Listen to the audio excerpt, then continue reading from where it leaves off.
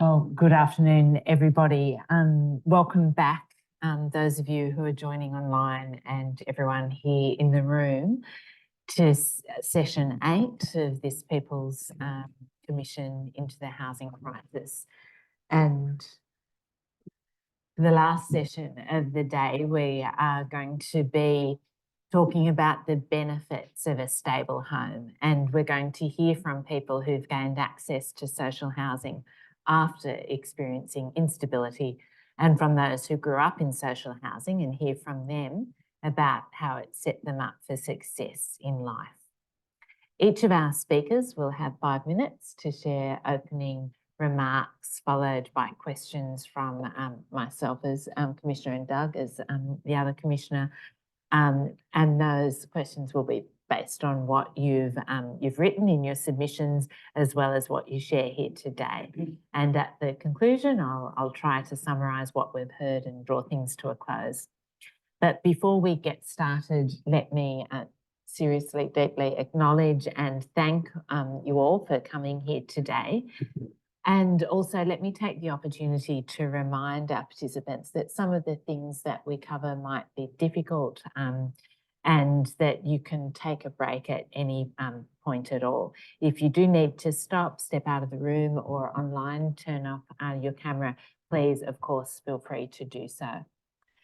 And having said that, let me now invite Tessa to talk to us.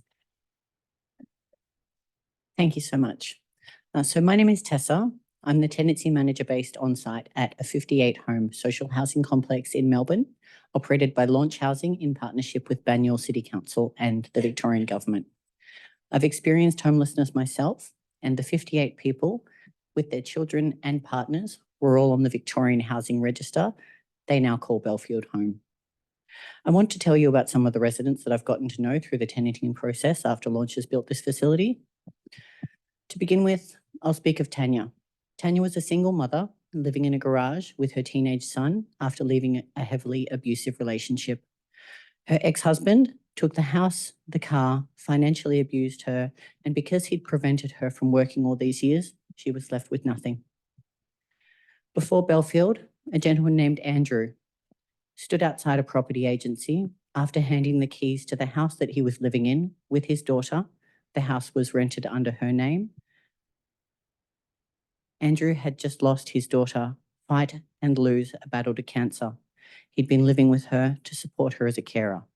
Because Andrew was not on the lease, he was left standing with nowhere to go and nothing. Following this, Andrew was forced into a share house with tens of foreign students who, with their then share house, caught fire. This left him with catastrophic burns to his body. Following a lonely and painful stay in hospital, he had nowhere to go, he'd lost his daughter and a safe place to live. Before Belfield, a lady named Lydia, of 77 years of age, had been living in a caravan park on her own because that's all she could afford. Over the years, this grew more and more unsafe. Her friends and family worried. At 77 years of age, this wasn't fair. Before Belfield, Deanna, she'd battled addiction issues in her life after facing severe abuse in her childhood. Whilst overcoming these addiction issues, Deanna's husband fell into a coma, which resulted in catastrophic brain injuries. Deanna and her partner had to undergo emergency surgery, at the same time adjusting to becoming a full-time carer. They were in a rental that was too cold and too small for the big obstacles they were facing.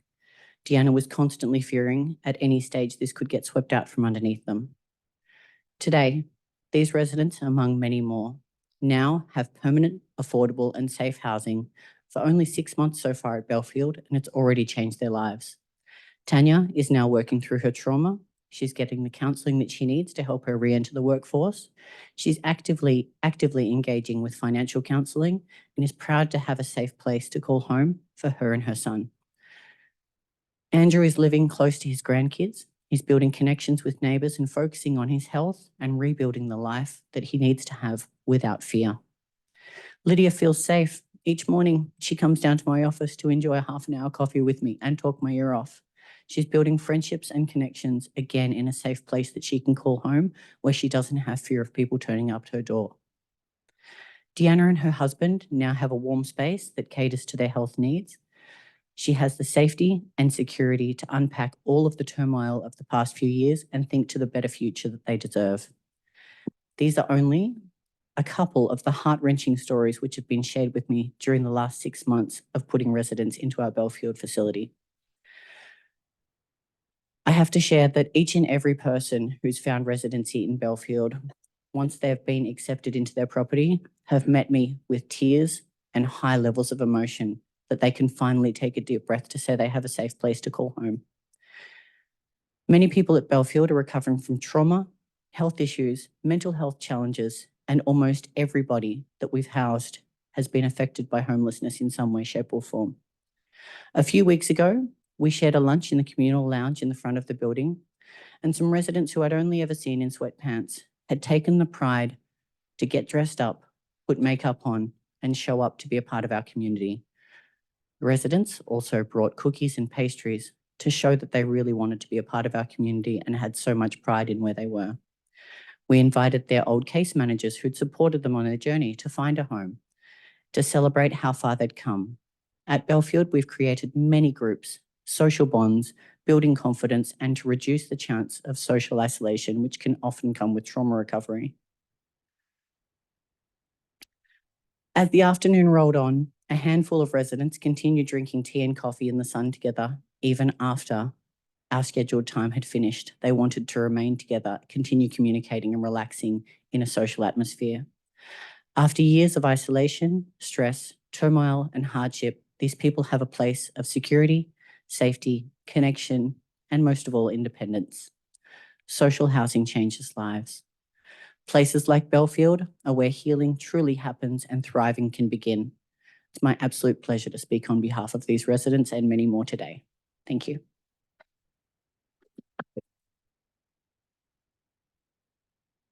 Thank you so much, Tessa. That was a really wonderful story to many wonderful stories actually that you've shared there. Now Susan is online. Am I correct? We go to Susan next. Susan, we can hear you, I believe. Thank you. Thank you very much. I'm going to read my statement. I am a community housing tenant and live in the inner west of Sydney. I have been at my current address for almost 14 years. During that time, my life has significantly improved due to having affordable, secure housing in a safe environment. When I moved into my current home in 2010, I was emaciated and suffering acute anxiety leading to frequent panic attacks. My housing worker provided daily contact, counselling and reassurance.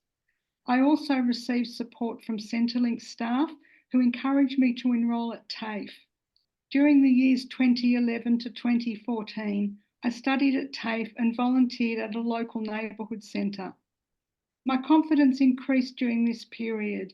In 2015, I commenced part-time employment, which continued until 2020 when I was made redundant following an organisational restructure. My subsidised rent, which decreased during unemployment, made it possible to maintain my housing. I recommenced employment in 2021. Earlier this year, serious health problems caused me to retire from work. I am 65 years old.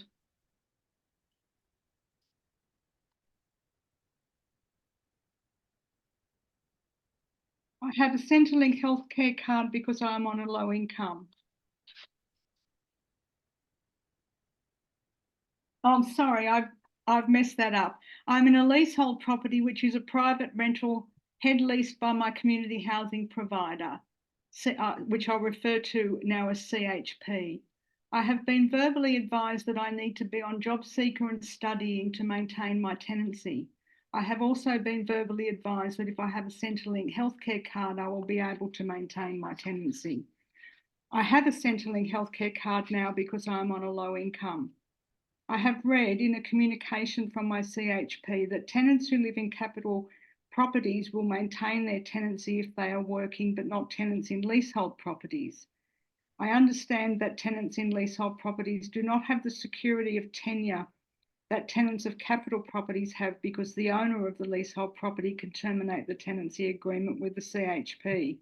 However, I have been advised by the Office of the Community Housing Registrar that if the landlord terminates the CHP's tenancy, the CHP will have to transfer me to another property. So far this year, I have experienced anxiety when the CHP failed to pay the rent to the landlord's real estate agent for more than 14 days, raising the possibility of termination of the CHP's tenancy. This was resolved satisfactorily. Also, the CHP, I believe, incorrectly assessed my rent at the rate I was paying while I was working. Briefly, I have been paying $335.07 per week from an income of $500 per week since the 2nd of February. This amount is coming out of my savings. I have appealed this decision and am awaiting the outcome of my appeal. Sections 143 and 144 of the Residential Tenancies Act in New South Wales allow a social housing provider to terminate a tenant's tenancy if the tenant is, quote, not eligible to reside in the class of social housing premises to which the agreement applies. Section 144 sets out the requirement for an eligibility assessment to be conducted before a tenancy can be terminated on eligibility grounds. As I said earlier, I have only ever received verbal advice about the conditions of my tenancy. During the past 14 years, I have benefited from having stable, affordable housing in a safe area. I now face an uncertain future as I contemplate my senior years if my CHP terminates my tenancy on eligibility grounds. I have multiple serious ongoing health issues. My healthcare providers are all within a 5-kilometre radius of my home, as well as services. The current private rental market is extremely difficult, and rents in the area I live in are very expensive. I'm appealing to you, Commissioners, to consider recommending that senior tenants be allowed to stay in their social housing homes. Thank you.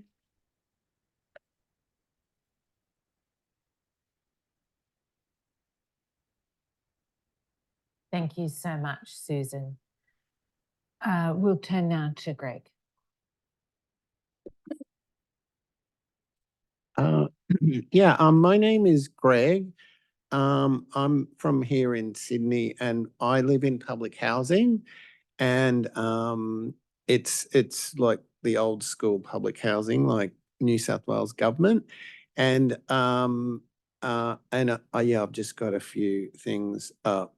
So I've put down 4 kind of sections here, and my first section about my experiences living in housing since I got my place in 2019.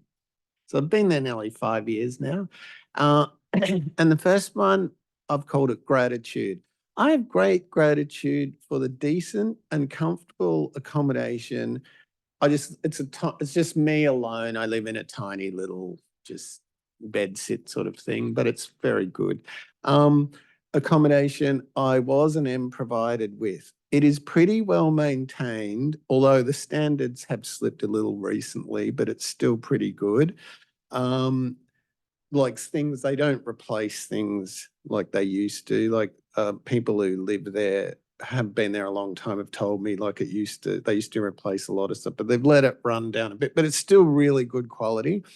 But I've just put here a note. I need to be careful about using the word gratitude too much though, because I think a lot of people don't remember the reason, or they are unaware of the reason why public housing was created in the first place.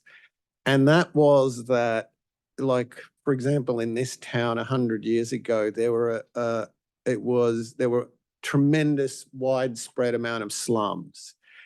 Now, I don't think anyone thinks of that anymore, but the current policies are, slowly creeping, bringing back slums, people living in tents. So that's why I sort of hesitate. I am grateful, but it's such a right, and in a dignified kind of society, a democracy, which is meant to be where everyone is more or less kind of given some level of equality, and housing is a pretty basic level of equality. we just shouldn't, I'm hesitant to say the word gratitude too much, you know, oh, I'm grateful, like, and yet there's people in yachts and everything that are just making a killing out of housing like it's a casino, you know, they should be grateful. Anyway, I don't want to get too negative. This is all positive. This is positive. It's positive. Actually, no, you know what? Like, while I've got a tiny form, I do want to read this thing as I was thinking about it, going over my notes. I read something. I live right near a giant Meriton development in Pagewood, it's near Maroubra. And I do know there's this thing we have now where public housing in New South Wales is being sort of co-opted to private developers where, you know, there's 50 apartments and you build 100 and we'll move the 50 household people back in and you can make profit out of the other 50. I think that's quite corrupt, but that's just how they're doing it now. But here's a story from the Sydney Morning Herald in about 10 months ago. And it's about billionaire developer High-Rise Harry, I can't pronounce his last name, is confident he'll be able to build high-rise towers in Little Bay after his proposal for 1,900 apartments was rejected for the third time. He branded it a political decision. In the interview, a sanguine Triguboff was unfazed by opposition. I really don't care very much what the locals say. If I cared what locals say, this is a direct quote from this guy who owns half of Sydney, by the way. I wouldn't have gotten my first block of flats up if I listened to him. Anyway, there are very few locals there, and the people that live there are housing commission and prisoners. There are very few others. That just shows the level of disdain people have for people in housing. Well, people like him anyway. So sorry about that rant. That's just a side thing. That is actually what these people who have been left in charge of building our housing and solving the housing crisis think of us. They think we're complete scumbags. Anyway, so, but I am grateful for the housing I've got, which is from the era where there was civil society. But it was to clear the widespread slums in Sydney from 100 or so years ago after the Anzacs got back and fought for it. Would anyone seriously want to see a return to slums? Okay. Second point, stability. Housing has given me the emotional and physical space to create a safe environment. I was worried at the time I moved in that public housing wouldn't be safe. And this is another thing they pump up, that, you know, housing is violent and dangerous and all that sort of thing. Well, you know, like, I'd never lived in housing before I got this place, but actually it's the safest accommodation, most stable, with the most nurturing neighbours I've ever had in my life. One big reason is that my neighbours don't judge me for being poor or unwell, or, to get to the real underlying decoded meaning, not being middle class, wealthy, lucky enough to play the secret Sydney property owning status worthiness game that a lot of people in this town play underneath. It's like a fear of sort of not being worthy. It's a really middle class thing. There's a good sense of community and people tend to stay long term. I wish more people could have the dignity and sanity to live in a community like I do. It might reduce their worries. The third thing is options.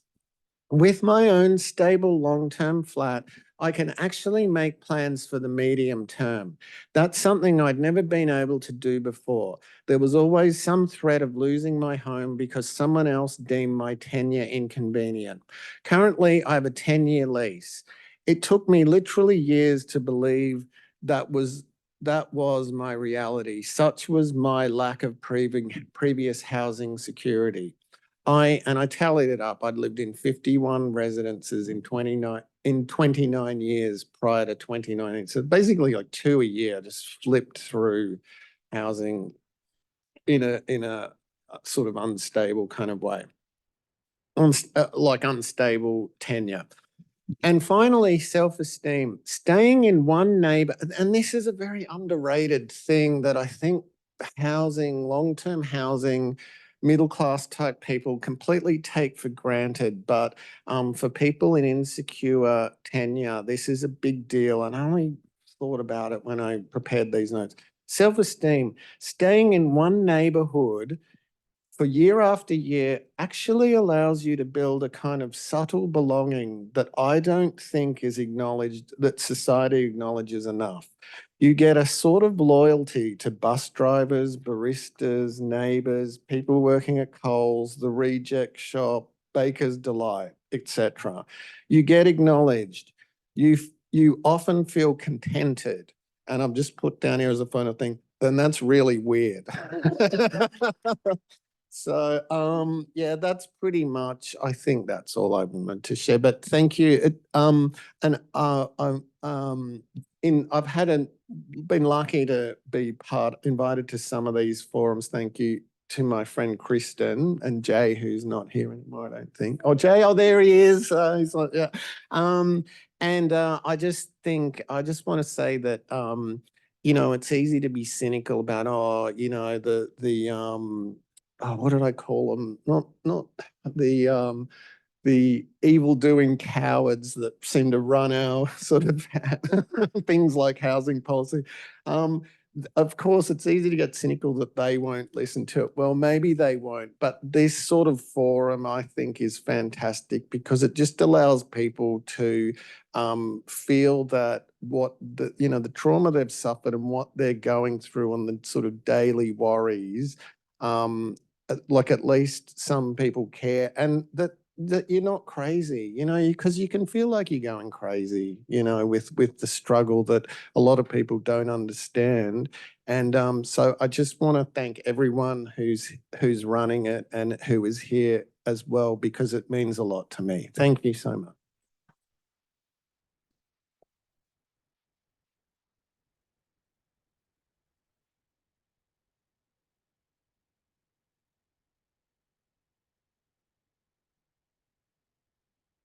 And our last speaker before we turn to questions. Thank you, Greg. I got so caught up in trying to capture all of the things that you said that I forgot my role. No, it's always good when people are listening so intently that they forget that they're chairing. Ashley, if we can turn to you, thank you. I've rented most of my adult life, but then in 2013, when I was asked to leave my last job, within a couple of years, I realised that something was terribly wrong and it didn't look like I was going to get a job at all. So I had a light bulb moment and put my name down on the public housing list. So that was 2015. Still fighting against job providers, Centrelink, trying to do the right thing, desperately wanting to work and being told I sat on the couch and played Xbox all day under parliamentary privilege. It hurts a lot, you know, for those who are really trying to get work. Anyway, I managed for 7 years on JobSeeker and New Start to keep private rentals going. But then when COVID hit, the two people I was sharing with moved out and I could not find another place within my price range. You know, it was very difficult to do inspections and all that sort of thing. The housing I could afford didn't have video inspections. So I just had to walk away. Thankfully, I had a friend who allowed me to store all my household goods for nothing, and some of them are still there today.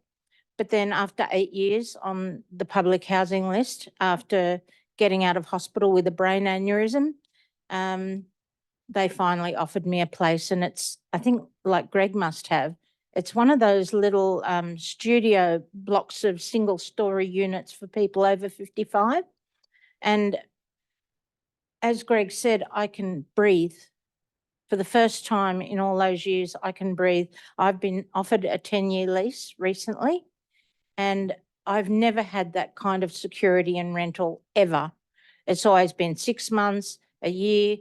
One I was able to keep for 11 years until the house was sold, but that was out of the ordinary. I am just so grateful that I have somewhere that I can call home, my home. And unless I do something really horrible, I won't be kicked out. A lot of rentals end up with you being asked to leave for no reason, which I find horrific. That's pretty much my story in a nutshell. But during all of that, I felt like I was going mad too, that there must have been something wrong with me. So I ended up a couple of years ago going and sitting the Mensa test just for a bit of, you know, self-esteem, and they asked me to join. So I knew being refused work was not my fault.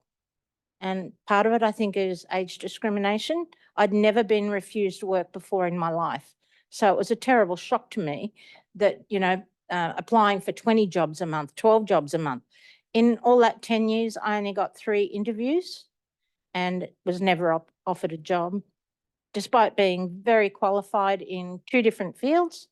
Yeah, and I was feeding the homeless at the time that I became homeless. So that was a bit of a rude shock. I never thought that would happen to me. Thank you so much, Ashley. And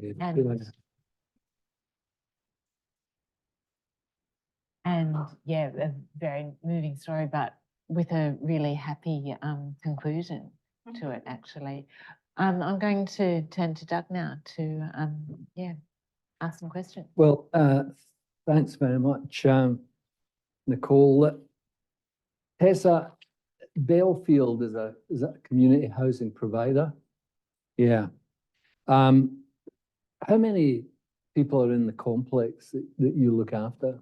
So we have around 100 residents, being singles, families, over 55s, First Nations people, a really, really vast demographic there at the moment. Right. And was that state government or federal government funding? State government. State government, Yes. right. You hear a lot about, you know, governments being in debt and balancing the books. Given what you've witnessed at Belfield, how important is it that governments actually spend money to get people into secure housing? And how do you see that in relation to the argument that all the books have got to balance and that the budget's got to be in balance? Have you ever thought about that? Absolutely. I think it's imperative that the government comes to play so that organisations like Launch can really put forward developments with local council to make sure that we are breathing life into quality housing and growth into this to get rid of what this housing crisis is really looking like. Right. And I mean, there must be some really good success stories at Belfield. You know, Greg has just indicated how great it is to be, you know, in permanent accommodation. Do you have, is there like a community feel at Belfield, the same as Greg was saying? Absolutely. The stories that I'd be able to share, it's not just one person. There is a success story from everybody, and Ashley and Greg have both worded it perfectly by saying there's safety, there's self-esteem, was a big thing that Greg brought up. Well, we're hearing these sentiments echoed every day. And if this is something that we can do at Belfield in just 6 months, and then looking at the 10-year leases that these two have been looking at as well, what we can do in the future with people, rehabilitation, with self-esteem, with moving life forward, with rebuilding families, just by offering a safe place to be, it's unstoppable. But, you know, is there any funding in the wind for Belfield to do more? Launch has currently got a couple of more projects that we're bidding on at this stage with different local governments through Melbourne. Sorry, Launch is the community housing Correct. Launch provider. Belfield is the Correct, yeah. area that Yes, so been developed. Belfield is in the northern suburbs of Melbourne. Right. Yes. So we have many, many plans. Our CEO is one of the most forward-thinking people there, who's really putting his best foot forward to make sure that we are a leader in the field, and we're changing homelessness one person at a time. Great, great. Greg, I might come to, oh no, sorry, Susan. She's online? Yep. Yeah, I am. Hi, Susan, how you doing? Good, thanks. How are you? I'm pretty good, thank you. Bit depressed listening to some of the stories we've had over the last couple of days, but at least we're finishing on some positive notes today. You indicated that over a period of time, you had studied, you then retired, you got a healthcare cap, you're in a community housing project now. How secure are you in there? Well, it depends who you talk to. I mean, I've been at the same address for 14 years, which is the longest I've been anywhere since I left home at 17. I'm typical. I've had about 42 addresses. And I had a conversation with the housing services manager earlier in the year, and she said, given my health issues, that I would be there for life. She's saying, don't worry, you're not going to be moving.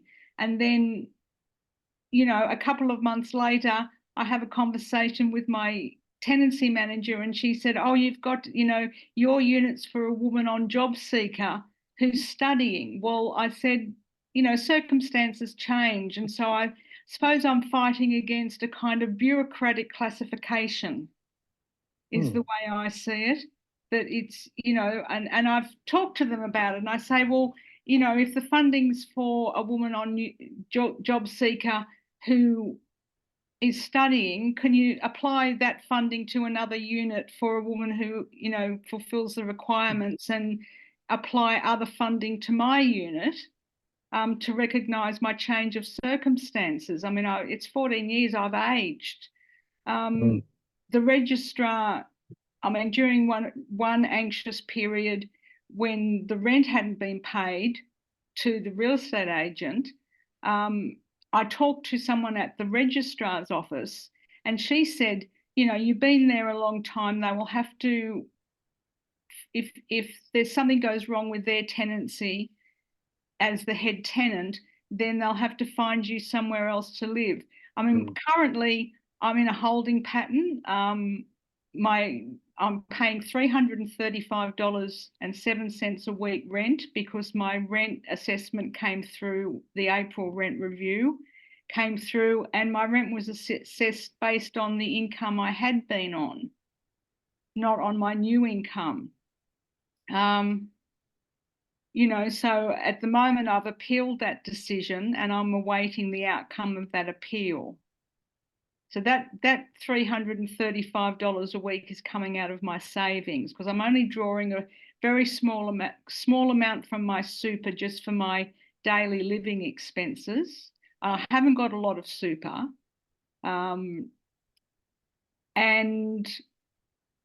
I also had a conversation a couple of years ago. I got a inheritance from my mother, and it's not enough for me to buy anywhere in the area that I'm established in. I talked to, again, someone from my housing provider about, well, where are we now? I've got this little pot of money, and I talked about buying a unit in the outer western suburbs, and my housing provider talked me out of it. She said, well, that's, you're going to spend all your money, you're going to struggle on the pension when you get to that age. And, what else would you, if you could stay where you are, what else would you do with the money? And I said, well, I'd hang on to it so I've got a nursing home bond. I mean, as I said, I've got multiple serious health issues. They're chronic. They're not going to go away. And it's quite likely that I will have to go into a nursing home. And without money for a bond, your nursing home options are very limited. So yeah, at the moment I'm in a sit and wait, and see what happens. I've been through this issue about eligibility a few times over the years, and I've been able to successfully argue that it would be very detrimental to my physical and mental health to have to leave and go into the private rental market. I mean, just like thinking about going into the private rental market fills me with dread, absolute dread. You know, like it'll be just like it was before. I'll be at the bottom end of the market with all of the problems associated with those properties. I will have no, you know, limited security of tenure, you know, 6 or 12-month lease. And the prospect, I mean, I could, you know, if I went out and found something within my budget, well, a friend who is a single mother in private rental, she just had her rent increased by $200 a week. And so I find a place within my budget, and then a year later, the rent goes up $100 or $150 a week. My money will go on, you know, if that happens, my money will go on private rental. I will have nothing for my, you know, extreme old age. You see, Susan, one of the issues that's come through on a consistent basis to the Commission is that having certainty and security is one of the best things you can have. It seems to me that you've had some security for a period of time, but I think that's been sticking in my mind is that even if you're in a secure situation, if you don't have access to advice or some counseling to help you if you're facing a situation like yours and you're unsure about what you're doing, that can cause you more mental stress, physical problems, and the like. And are you aware of anyone that you could go to give you advice and support if the worst came to the worst? And let's hope it never happens. Yes, I hope it never happens as well. And there isn't a lot. I mean, you know, I can go to the tenants union for support. During the non-payment of rent crisis at the beginning of the year, I spoke to the rental commissioner and I spoke to the registrar about my situation. But yes, none of that is counselling. I've recently reconnected with a psychologist that I was seeing about a year or so ago. And so, you know, I have her to speak to, you know, and get some support.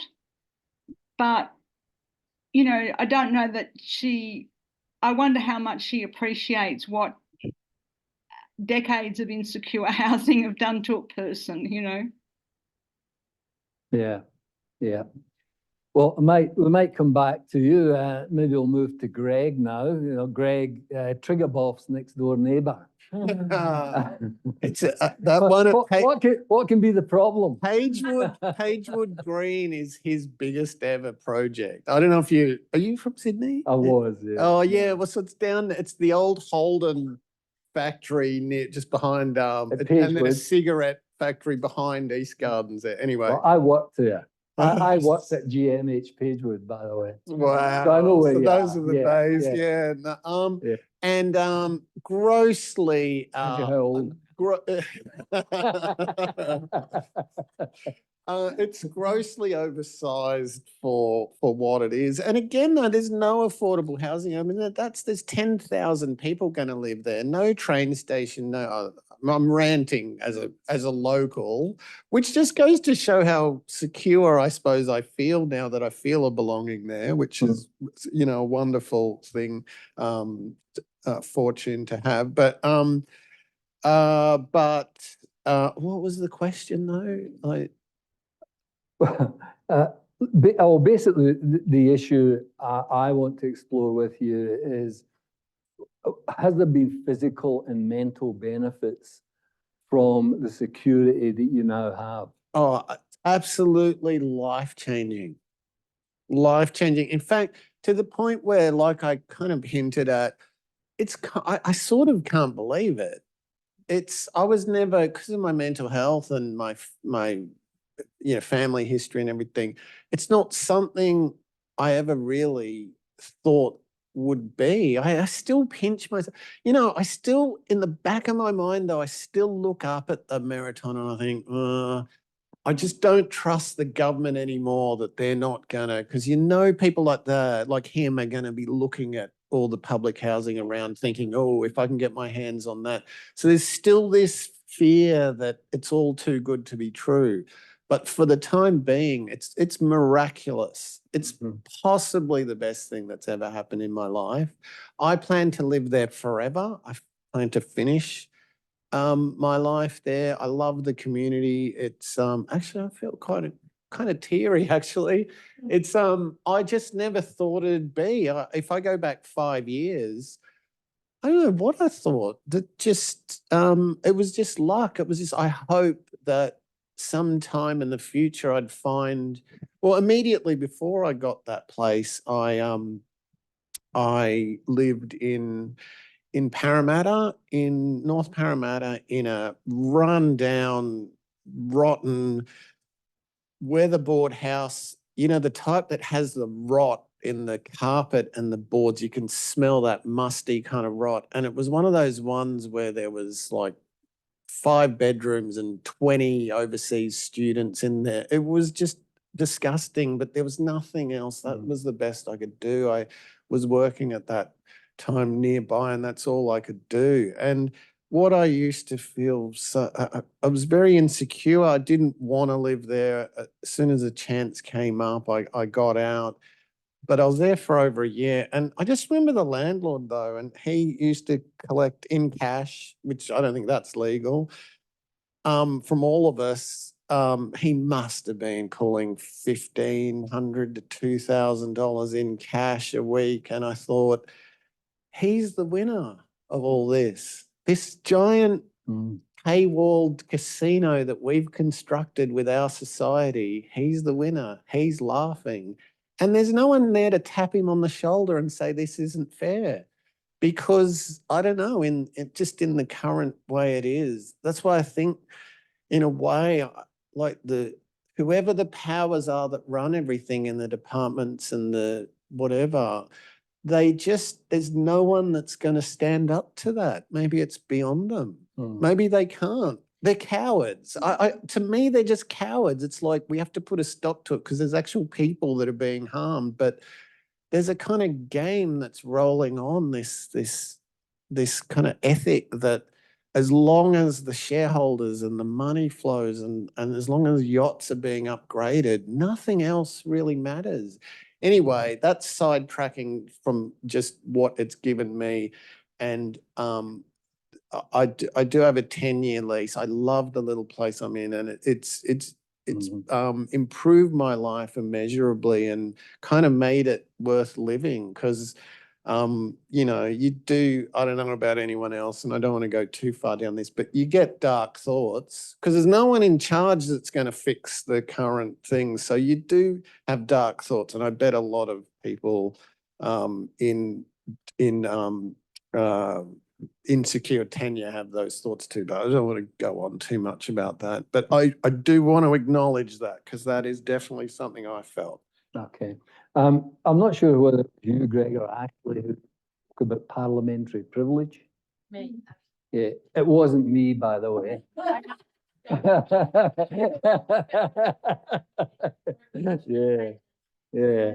Yeah, they call it the Coward's Castle. So, Ashley, you indicated you've rented for most of your life, and that you've had to fight against prejudice.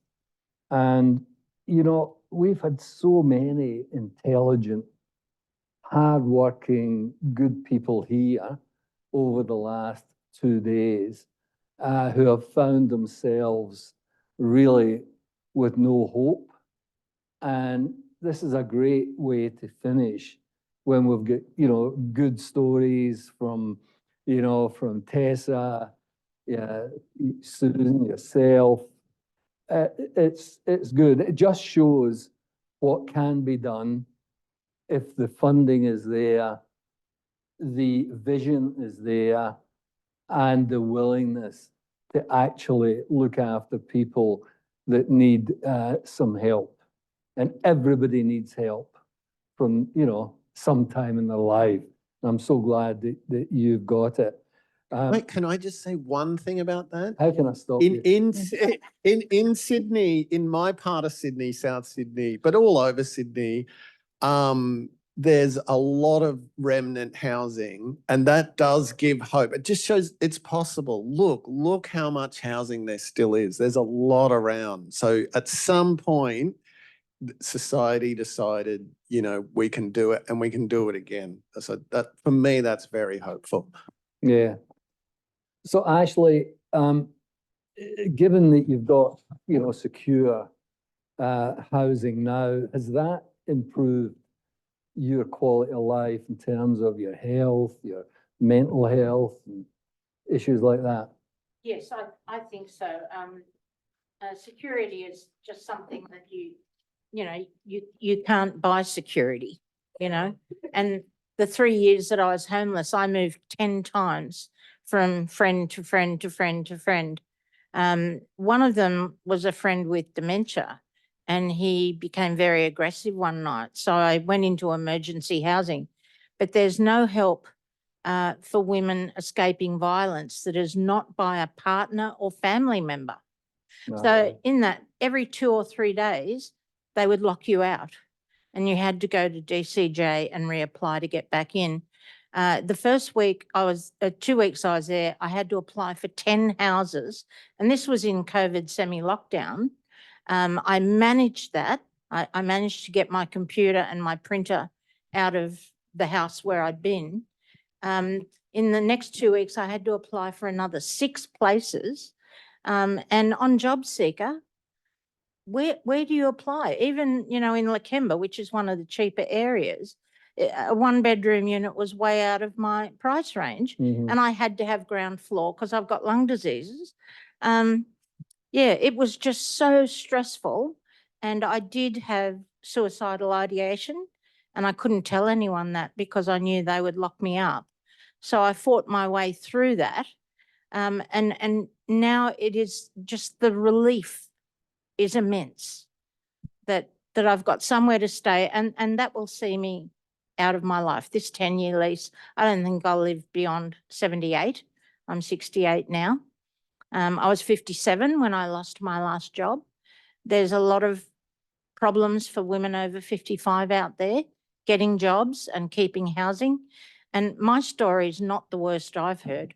I was a single woman, no kids, so I was only having to look after myself. But women with children, young woman, lost her husband she was 24, and she's got 3 special needs children, and she's struggling on JobSeeker to try and keep the 4 of them in housing, fed, clothed. I just can't imagine how horrific that is for them. Yeah, must be terrible. Yeah. So overall, given you've got that stability, it's been a massive improvement. We've heard from so many people who are not fortunate enough to be in the position that you guys are in now, and are in the private rental market. The issue was raised earlier about stigma, about being, say, even in community housing or especially public housing. Have you ever experienced that, apart from Triggerboff? It doesn't seem to me from you, Greg, that that's an issue, and I'm not sure, Ashley, has it been an issue for you? I did find, while I was jobless but able to keep up rental, things weren't too bad. I was attending a church and had been for years and years and years. But when I became homeless, I found that people just backed away in confusion. And these were people who loved me. So there's a lot of unloving people out there that just think it's your own fault. If So you're jobless, if you're homeless, Yeah. you must be a drunkard, or, you're lazy. I don't like being labelled like that. And I did everything I could to try and get rid of those labels. Just fought my way through. Yeah. I didn't realize you had to have a job to be loved, actually, but there you go. You wanna ask? I'm mindful of Yeah. time, Doug, and would like to invite the four of you, actually, Susan's there as well, if there's anything else that you'd like to add. But I actually did have one follow-up question I'd like to put to you, Tessa, if it's possible, just to round this session out. You know, it was really wonderful actually hearing you describe Belfield and its impact on all of the tenants. You would be aware that there's a lot of talk, and certainly the main budget measure that I personally picked up on was the increase in the rate of Commonwealth rent assistance, you know, a modest increase, but certainly very, very important indeed. But do you think, for instance, that Commonwealth rent assistance is an alternative to the type of, you know, so that people can maybe get more choice in the private rental market? How does that compare to, say, the housing solution that Belfield is offering? I think it's really imperative when it comes to community housing that it's a percentage of income under a certain capped amount that still keeps it affordable. And this is what Ashley was leaning on as well with the affordability. When you do have certain types of income, that it is only capped at a certain percentage of what your income is, regardless of whether it's through your CRA or whether it's through gainful income.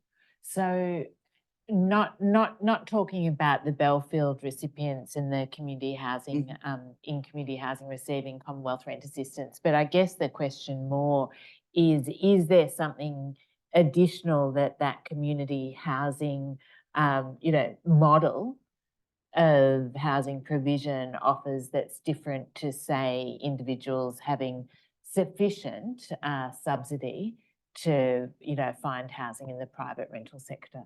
I think I can only speak personally for the Belfield development. When it was in the planning stages, something that was really looked at was to make it more affordable in every aspect. So they've gone on a sustainability and affordability when it comes to environmental impact, the bills of all the renters, the way that the houses have been put together with heating and cooling, etc., making sure that it was the most affordable. So not only was it the cost of rent that was being looked at, but the survivability as well. Launch Housing has been working hand in hand with the local government and the local council to make sure we're able to offer composite services with food parcels and educational programs, and making sure that, again, Doug, leaning on stigma that we discussed earlier, we're getting our renters to become a part of our community, not to become a burden on the community. So we're completely changing the way that community and social housing is being looked at, so that it's something that people are inviting into their local government areas, so that we can help communities grow no matter what background people are coming from as well. And I think there's still a long way to go, because I notice I retired to Hobart, and only last week the local council refused to approve a community housing project for 50 homes. And it was because residents around the place said, no, we don't want it. And, you know, I just don't get this, you know? So we are going to draw it to a close unless there's anything else that Susan, Ashley, Greg or Tessa wanted to add. Noting, of course, that you're welcome to send in any further submissions. You know, Doug and I will be a while writing our report. We do have one final day of hearings too. So with that, I might actually try to very briefly summarise just some of the insights. Thank you to the organisers for giving us this positive session at the end of the day. It's really, it was actually wonderful. Keep our mental health together. Oh, that's right. That's right. You know, so look, just some of the headline things that I heard, you know, starting with Tessa, was about, you know, that Belfield development, not only for yourself, but the many stories that you described, amounting to a community that feels a great sense of belonging, has a great sense of pride, but is also the type of community that the wider community should actually be, you know, wanting to invite into their area. and how important that sense of stability and belonging has been for recovering from the trauma as well that the residents have experienced, and now their opportunity to move forward independently with their lives as well, I think was really important. And then Susan, you know, it was so terrific but also very illuminating to hear about your story and the impact that the period of stable housing has had for you. And we have registered your recommendation to us that seniors should be able to remain in their location, you know, of their community housing provided home, even when their circumstances change. You know, that importance of social networks for seniors being a critical thing. So thank you for leaving us with that important recommendation. And then, you know, Greg, so many chestnuts from you. All I can say is Triggerboff is very lucky to have you as a neighbour. But, you know, I loved hearing about, you know, the impacts on your self-esteem, sense of belonging, and the options that you have articulated in your future, and also that really important reminder, actually, for all of us that social housing tenants should not be grateful. You know, and in fact, we as a society should want to see everyone having a basic, you know, appropriate quality, you know, access to housing. And so thank you for reminding us of that. I also liked the way that you put it, so that people with multiple properties and yachts who should experience gratitude quiet. We have noted that. And then, of course, Ashley, who, astonishingly talked about blaming herself for the inability to get work and for experiencing housing poverty, and also telling us of her gratitude to have somewhere to call home, having a home. We are very pleased that you have that, but once again, you know, we'd emphasise that it should be an entitlement, actually, is access to that basic standard of decent and appropriate housing. And so to end this session, look, we would like to see all of the stories that we've heard over the last 2 days be resolved in the ways that Ashley, Tessa and Greg certainly have described. And it's a very important reminder that it's not rocket science. It's really, you know, the standard that government was holding itself to in the post-war era when it was facing this. Exactly. Yeah. So thank you once again, Greg, Tessa, Ashley and Susan. And with that, I think it is my role to summarise a little bit of the 2 days. But don't worry, I'm not going to take us from go to woe. I'm going to be as concise as I possibly can. And then I'm going to hand to Doug, actually, to bring us to a close for these 2 days.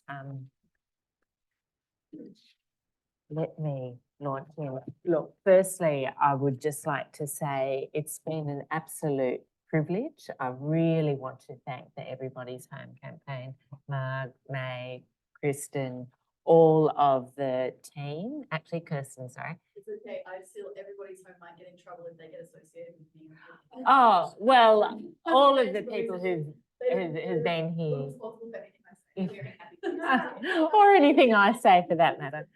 All of the team that's been here. There's been many people from many different organisations here through the 2 days, and you know, we've seen the efforts and the contribution that they've made, and thank you all for that. It's been, as I said, a great privilege to be invited. It's been extremely humbling, actually. I've experienced, you know, all of the emotions, which I won't run through, but one of the lasting ones actually is profound admiration for the people that we have heard from,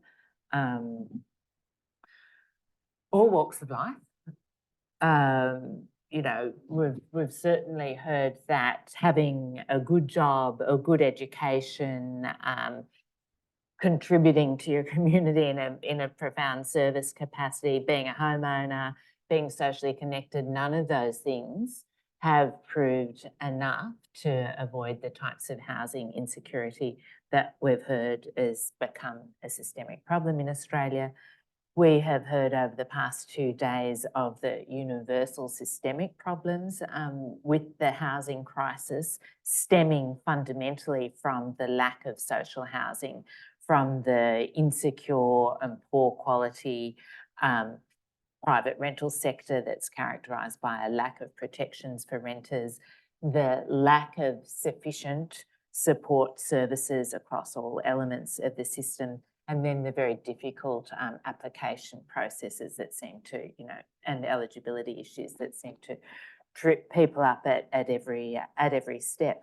But while it's possible to generalise, you know, about that story, what I really want to emphasise is that we have heard from our speakers and from the other written submissions as well, the very specific impacts that these systemic failures have had for families, for women escaping domestic violence, for children, for young people, for essential workers, for older people, for income support recipients, for people with a disability, you know, and I could go on. You know, it's really important not to sort of smooth over the very specific types of impacts that we've heard. And from those people, a very resounding message as well that, you know, they reject a characterisation as victims. They reject the type of stigmatisation, and I think Doug and I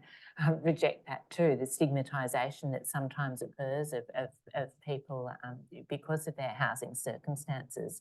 We've seen very clearly the agency that that the people who've participated in this process have and desire to have in resolving their own housing circumstances, and you know, the opportunity that they should have as well to actually inform not only the diagnosis of the problems but also the way forward to resolving the housing crisis. We have also heard about the systemic, you know, fixes, which, you know, we've started with around public housing and social housing, and reforming the private rental sector, and, you know, a fairer and more efficient approach to taxes, etc. But we have also heard some very specific, creative fixes that can address particular issues that are occurring right now for the different groups and individuals who have talked to us. And it's going to be a really important process, I think, of reflection, listening again, reading again with the assistance of May and Marg and the team to really go through what we have heard. And I'm noting that we've got another day of hearings as well, to work out the best ways of amplifying, you know, the information that has come before us, not only the voices, but also some of the solutions that are in reach.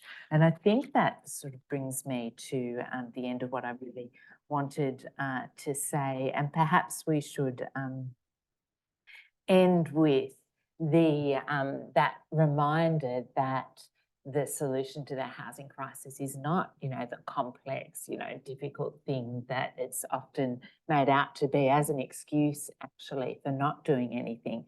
You know, the solution is in front of us. We can see the life-changing impacts of simply providing adequate homes for people. And, you know, and let's hope that this process helps take us closer to that place. Doug? Well, you haven't left me much to say. That was a wonderful summing up, and it's always difficult following an expert and a professor, but there we go. As a politician. I was more a union official than a politician, but never mind. Look, I think my reflections on this are that what we're dealing with is human beings, not statistics. And when you see stuff in the news, it's all about, you know, the percentage of unemployment, the percentage of the numbers of homelessness, but you never deep dive into what that means to individuals. And wow, I've had a lesson and a half over the last couple of days about, you know, what it means to individuals. The other thing is, you know, you may think you're secure, but a bout of ill health, a bout of unemployment, and you could end up being homeless. This is a clear message, and I don't think enough people understand that that's how vulnerable we are in this country. And if you do end up in that position, the reliance on the private market for rental does not deliver what modern, caring countries can deliver, and that is a safety net that can take you through for the rest of your life. And we need to be a bit different to what we've been. I just think neoliberalism, you know, has pushed back the welfare state. And, you know, after one of the greatest catastrophes ever experienced, you know, the Second World War, what did people do to make change? They housed people. They looked after their health. They looked after their welfare. And neoliberalism and this cult of the individual has really changed a lot of that. I just want to say that we do need more investment in public housing. Back to the Future would never be better than if we, you know, reinstated public housing to a type of housing where people would go, where there would be employed people. I always say to people, I don't, you know, I was brought up in public housing as well. We called them the schemes in Scotland. But in the scheme I was in, there was tradespeople, there was teachers, there was police, there was unemployed people, there was people you wouldn't want to live next to. But it was a community. It was a community, and you know, the worst aspects of it were drowned out by the community that you lived in, and it was really, you know, it was really, you know, like most working class people, we were never rich, but we had a rich upbringing, and that was because of public housing. So I think we need to go back to that. We have been talking about a number of issues over the last 2 days, but one of the issues that we haven't concentrated enough on, and we will in the third session, is the problems for Indigenous, the original owners of the country. And, you know, I've had some experience with that going up to Elcho Island after the storms went through Elcho Island and seeing what happened up there. And, you know, just Indigenous people, you know, if there's problems in the city, you can multiply that for some of the remote Indigenous communities. There's an old cliche, but an important cliche that I'll finish on, that we live in a society, not an economy. And it's about time politicians understood that. So on that, I want to thank everyone that's attended today. I want to thank everyone that's attended over the last couple of days. I want to thank my co-commissioner, Nicole, who's been absolutely fantastic, and all of the support staff from everybody's home. And we are going to deliver a report that's going to rock the socks off of that, some of the politicians that don't want to do what needs to be done. And that's the challenge for us. So well done, everybody's home. Well done, everyone who's been here. And thanks very much for the input you've had. Leave it at that. Doug. Thank you. Yes.